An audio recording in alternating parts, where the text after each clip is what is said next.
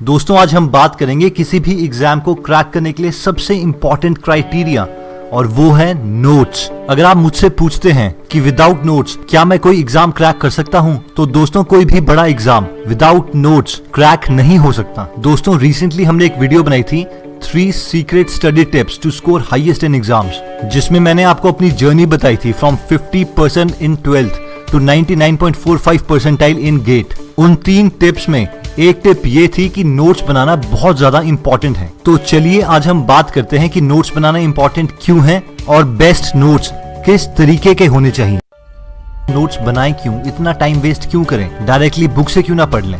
दोस्तों किसी भी एग्जाम को क्रैक करने के लिए सबसे बड़ी स्ट्रैटेजी यही होती है कि एंड पॉइंट पे ऑन द डी डे, जिस दिन आपका एग्जाम है, उस दिन आपको एक साथ पूरा का पूरा सिलेबस याद होना चाहिए। यानी पूरा सिलेबस आपके दिमाग में कंडेंस्ड होना चाहिए, और ये लेवल सिर्फ नोट्स बनाने से ही अचीव होगा। अब नेक्स्ट सबसे ज्यादा इंपॉर्टेंट सवाल ये आता है कि नोट्स बनाए कैसे, और मोस्ट इंपॉर्टेंटली उन नोट्स में लिखना क्या है। अगर आपके 10 पेजेस का चैप्टर है तो आप कोशिश कीजिए कि उसको 1, 2 या मैक्सिमम से मैक्सिमम 3 पेजेस में कंडेंस कर पाएं, और ये इस तरीके से लिखे होने चाहिए कि उन 3 पेजेस को पढ़ के आपको पूरा का पूरा चैप्टर एकदम याद आ जाए। वैसे भी अगर आपका 10 पेजेस का चैप्टर है तो उसमें से 6 या 7 पेजेस आपको 2 पेजेस के कंटेंट को समझाने के लिए ही लिखे गए होते हैं। वो फर्स्ट टाइम हमें पढ़ने भी पड़ते हैं, लेकिन एक बार वो कॉन्सेप्ट समझ आ गए उसके बाद हमें सिर्फ अपने नोट से पढ़ना है, जिसमें वो 2 पेजेस लिखे हैं जो कि एक्चुअल में कॉन्सेप्ट हैं, ना कि उनकी एक्सप्लेनेशन। दोस्तों सेकंड जो सबसे ज्यादा इंपॉर्टेंट पॉइंट है वो ये है कि आपके नोट्स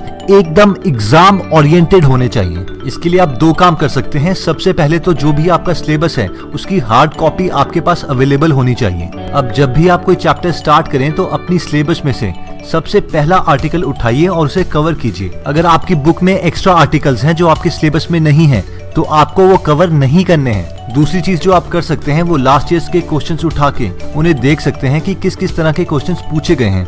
इस तरह से आप उसको इंट्यूटिवली एनालाइज कर सकते हैं कि कौन सा पोर्शन ज्यादा इंपॉर्टेंट है और कौन सा कम।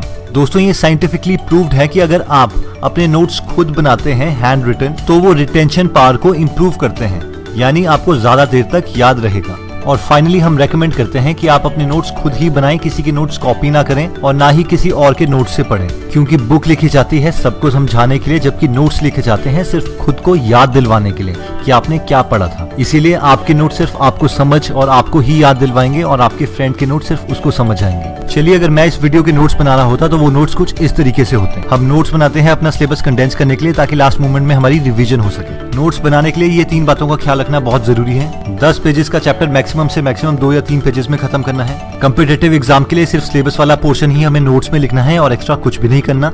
एंड फाइनली लास्ट ईयर्स के क्वेश्चन करना और उन्हें देखना बहुत ज्यादा इंपॉर्टेंट है, ताकि हमें पता चल सके कि कॉम्पिटिटिव एग्जाम में कौन से क्वेश्चंस पूछे जाते हैं, ताकि वही वाले पोर्शन में हम ज्यादा स्ट्रेस डाल सकें और उन्हीं को नोट्स में इंक्लूड कर सकें।